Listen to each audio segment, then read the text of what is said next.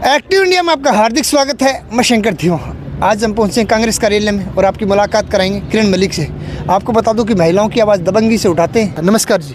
नमस्कार, मैं किरण मलिक और आपके दर्शकों का स्वागत करती हूँ। आपका बहुत बहुत धन्यवाद करती हूँ कि आप लोग हमारी आवाज़ उठा रहे हैं और जनता के बीच में हमें पहुंचा रहे हैं इस पद के। मैडम जी, आज का मुख्य उद्देश्य है कि आप देख पा रहे हो कि अभी लोकसभा चुनाव आने वाले हैं। जी। एक तरफ से भारतीय जनता पार्टी ने अपना कार्यालय खोल दिया हिसार में, और आज आपने भी कांग्रेस भवन में सभी पदाधिकारियों को बुला के एक निर्देश दे दिया है कि आने वाले समय में बीजेपी को यदि हटाना है तो ताकत के साथ लड़ना होगा। बिल्कुल बिल्कुल, और हम लगातार फील्ड वर्क चल रहा है हमारा। और कार्यालय तो अभी बीजेपी तो खोल रही है, हमारा तो खुला हुआ है शुरू से ही, और लगातार एक्टिविटी चल रही है। 7-8 महीने हो गए हमारे संगठन के ऊपर काम चल रहा है हमारा।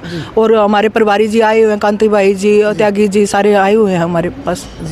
तो लगातार हम बूथ लेवल पे भी काम कर रहे हैं, मंडलम सेक्टर सारे सिस्टम देखा जा रहा है यहाँ पे।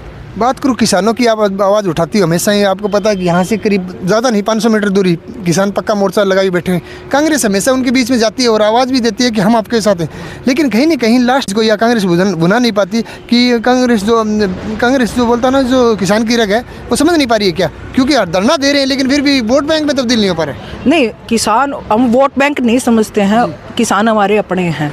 हम उनको वोट बैंक की नज़र से नहीं देखते हैं। 13 महीने हमारा आंदोलन चला था किसानों का, और हम लगातार उनके सहयोगी साथी बन के रहे। या पिछली पंक्ति में बैठते थे हम, क्योंकि हम भी किसान परिवारों से है, तो हमें पता है उनका दर्द। और जो मैं मैनिफेस्टो कमेटी की मेंबर बनाई गई हूँ, तो उसके अंदर भी मेरा टॉपिक है किसान, महिला और मजदूर।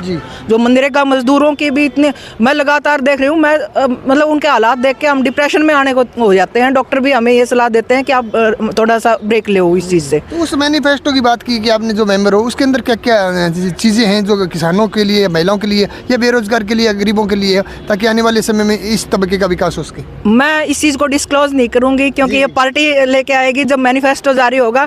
और बहुत महिलाओं के लिए अलग मैनिफेस्टो आएगा, किसान के लिए अलग मैनिफेस्टो आने वाला है, और तीसरा मेन मैनिफेस्टो आएगा। और उसके लिए महिलाओं को बहुत ही ज़बरदस्त लाभ होने वाले हैं। उनको चाहे वो युवा महिला हो, वृद्ध महिला हो, हर तबके की, चाहे SC हो, BC हो, महिलाएं होती है, वो गृहिणी होती है, तो हर गृहिणी को इससे लाभ पहुंचने वाला है। मैं ये आश्वासन देती हूँ अपनी पार्टी की तरफ से। मैं आपको बता दूं कि मैंने करीब 10 दिन पहले ही कैबिनेट मंत्री कमल गुप्ता जी से बातचीत की, खासकर आशा वर्कर को लेके। तो मैंने उनको एक आवाज़ उठाई थी कि यहाँ पर धरना लगातार चलता रहता है। एक मनरेगा की जो कर्मचारी, उसकी भी 380 रुपये दे गए। उसके हिसाब से मैं बात करूँ तो करीब 12,000 रुपये हो जाते हैं। और आप आशा वर्कर को 7,000 रुपये दे रहे हैं। तो उन्होंने बोला कि हम तो 7 तो दे रहे हैं, कांग्रेस तो 500 रुपये देती थी। कांग्रेस ने वो देखो, कोई भी जब पहले आता है कुछ चीज़, तो उसके जैसे हमारी वृद्धा पेंशन है वो 100 रुपये से स्टार्ट हुई थी। और आशा वर्कर या मनरेगा जो योजनाएं हैं वो कांग्रेस लेके आई थी। तो एक प्राथमिक होती है, आगे वो चीज़ें बढ़ती है। अब जैसे बीजेपी ने इतना किया है तो कांग्रेस उसको और आगे ले, लेकिन ये योजनाएं तो कांग्रेस लेके आई थी। आशा वर्कर हो, चाहे मनरेगा की जो ये रोजगार गारंटी योजना है, कांग्रेस की देन है। और उन लोगों के बारे में कांग्रेस ने सोचा था, बीजेपी कहीं नहीं सोच रही है। वो रोड के ऊपर रोज सरपंच पिट रहे हैं, मनरेगा वाले पिट रहे हैं, आशा वर्कर पिट रही है, रोज लाठीचार्ज हो रहा है। और कहाँ सरकार तो ओवर कॉन्फिडेंट है अपने आप में, बिल्कुल सोई हुई है। खट्टर साहब घमंड इतना है उनके अंदर कि मेरे को तो कोई हटा ही नहीं सकता। जबकि लोकतंत्र के अंदर मेन जो ताकत होती है वो जनता है। और जनता के अगर आप आवाज़ नहीं सुनोगे तो आप खत्म कर दिए जाओगे। पहले भी बहुत सारी ताकतें खत्म हुई है जिन्होंने जनता की नहीं सुनी है।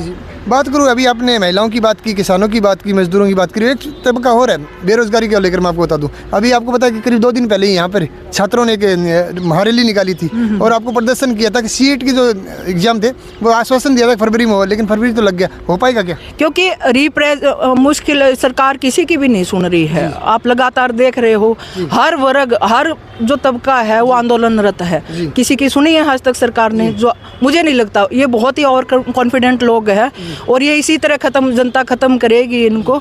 और बेरोजगारी पर तो हमेशा, मतलब जैसे मेरे से अलग भी मैनिफेस्टो कमेटी में बहुत सारे युवा भी है उसमें, तो ये हम सबको अलग अलग बांटा गया है। तो मैं जो मेरे को टॉपिक मिले हैं मैं सिर्फ उन पे बात करूंगी।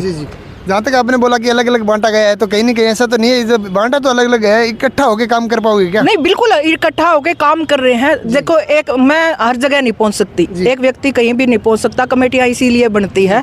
हाँ, जो युवाओं के जो सुझाव होंगे मैं उनको ले जाके देऊंगी, बीए युवा की तरफ से आए हैं, वैसी बात नहीं है कि मैं उनको लेऊंगी नहीं, लेकिन मेरा जो मेन मुद्दे हैं उन पे मैं फोकस करूंगी। अगर हम एक चीज पे फोकस करें तो उसको निकाल लेते हैं उस चीज को।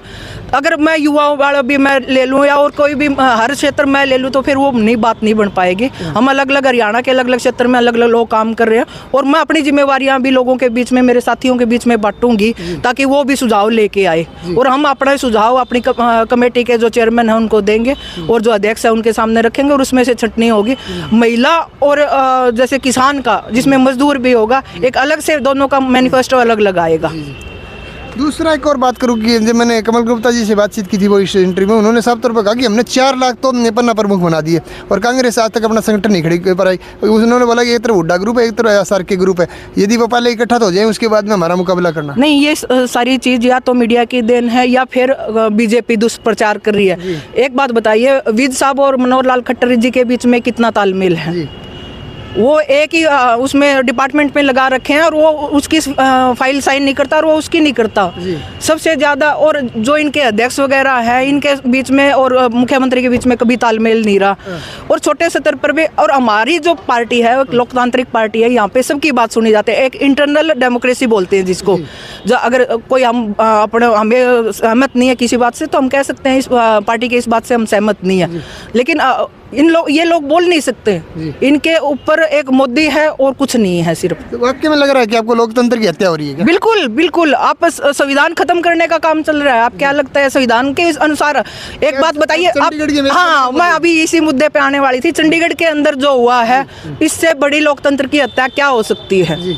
तो आपके जो हैं, जो आपको वोट डालते हैं, तो क्या पढ़े लिखे नहीं है क्या, कैंसिल हो जाते हैं या बीजेपी कराती है कैंसिल? आप उसके अंदर एक वीडियो आई है भी, किस तरह से वो अधिकारी लगा रखा था, क्या वो टिक कर रहा था जी। उसके ऊपर जिन्होंने वोट डाले हैं उन्होंने बिल्कुल सही डाले हैं।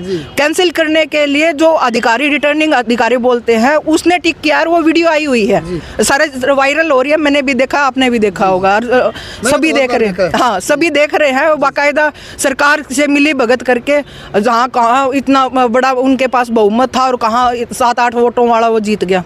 दूसरी बात है कि एक तरफ से तो आप बोल रहे हो कि वहाँ पे घोटाला हो रहा है, दूसरी तरफ ईवीएम को लेकर लोगों के अंदर बहुत सारी भ्रमातियाँ हैं। क्यों नहीं कि जब मैंने हुड्डा जी से भी बातचीत की इस बारे में, भूपेंद्र सिंह हुड्डा जी, उन्होंने बोला कि हमारे अंदर शक है, हम इल्ज़ाम नहीं लगा रहे, हम शक कर रहे हैं। सुप्रीम कोर्ट दूध का दूध और पानी का पानी करे, तो कहीं ना कहीं लग रहा है कि ईवीएम में घोटाला है। बिल्कुल, मेरे को ये मेरा व्यक्तिगत विचार होगा, मैं पार्टी की तरफ से नहीं बोल रही, मेरे को डाउट है उसके ऊपर। और जैसे वकील कर रहे हैं, आप लगातार हमारे जजेज इसके खिलाफ आवाज़ उठा रहे हैं, जंतर मंतर पर इतना बड़ा धरना हुआ है, वो बुद्धिजीवी लोग, हमसे भी ज़्यादा पढ़े लिखे बुद्धिजीवी और इन चीज़ों को बहुत बारीकी से समझने वाले लोग हैं, अगर वो आवाज़ उठा रहे हैं तो इसका मतलब ये डाउटफुल सिस्टम है। कांग्रेस इसको लेके आई, उन्होंने फिर चुनाव करवाए हैं अब तक। अगर हमने इसमें वो किया होता तो अब बीजेपी की सरकार कहाँ आनी थी, ये बताओ। बात करो, अभी पहले लोकसभा चुनाव है, हरियाणा के अंदर 10 सीटें, कितनी मान के चलो आपकी? मैं 10 की 10 जीतने जा रहे हैं हम, कांग्रेस 10 की 10 सीटें निकालने जा रही है। और विधानसभा में? विधानसभा से 80 के करीब, मतलब 10 सीट तो हार रहे हो। कोई बात नहीं। अच्छा जी, वो तो उसमें संघर्ष करोगे क्या? बिल्कुल, संघर्ष 90 सीटों पर रहेगा। अच्छा, और लेकिन 80 के करीब हम जीतने जा रहे हैं। बहुत बहुत धन्यवाद, थैंक यू। तो आज हमारे साथी किरण मलिक, उन्होंने साफ तौर पे कहा कि जो मैनिफेस्टो के अंदर जो कांग्रेस का है उसी के ऊपर हम काम कर रहे हैं। लगातार किसान वर्ग हो, महिला सशक्तिकरण के लिए काम नहीं हुआ, साथ में पता है कि आशा वर्कर हो या मनरेगा के कर्मचारी हो, चाहे टीचर हो, चाहे किसान हो, सबके अंदर लाठियाँ भांजी गई। और सभी को आपको पता है कि आपको चाहे दिल्ली का बॉर्डर हो, चाहे हिसार का लघु सचिवालय, एक धरने का एक स्थल बना हुआ है जहाँ पे आप देखोगे धरना चलता रहता है। सरकार से सब परेशान। बात करें जहाँ तक ईवीएम को लेकर हो, चाहे आप टिकट के मेयर को लेकर हो, लोगों के अंदर शक है और इसी शक के कारण लोगों को लग रहा है कि लोकतंत्र खतरे में। यदि सरकार चाहे, यदि सुप्रीम कोर्ट अच्छा फैसला लेती है तो आने वाले समय में बैलेट पेपर पे चुनाव हो और यदि किसी तरह की यदि धोखाधड़ी नहीं होती है तो हो सकता है कांग्रेस वापसी कर पाए। तो आज इतना ही। कल फिर मिलेंगे नई मुहिम के साथ, तब तक के लिए जय हिंद जय भारत। आप हमारे चैनल को लाइक शेयर एंड सब्सक्राइब जरूर करें। वंदे मातरम, नमस्कार।